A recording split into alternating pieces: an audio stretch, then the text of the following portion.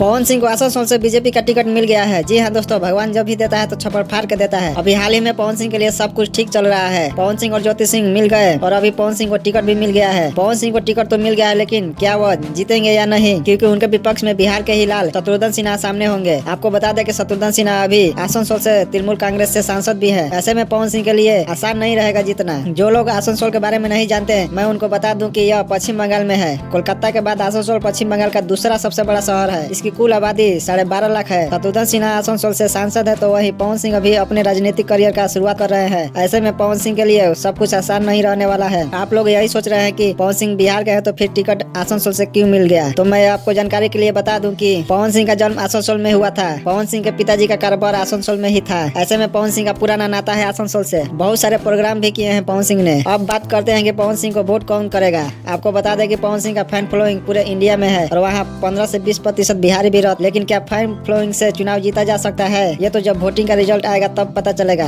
बाकी आप क्या सोचते हैं, क्या पवन सिंह को कहीं और से टिकट मिलना चाहिए था या आसनसोल से ठीक है? क्या पवन सिंह शत्रुघ्न सिन्हा को हरा पाएंगे? कमेंट में अपनी राय बताएं। बाकी अगर वीडियो अच्छा लगा हो तो वीडियो को लाइक और दोस्तों के साथ शेयर जरूर करें। चैनल पर नए हैं तो चैनल को भी सब्सक्राइब करें।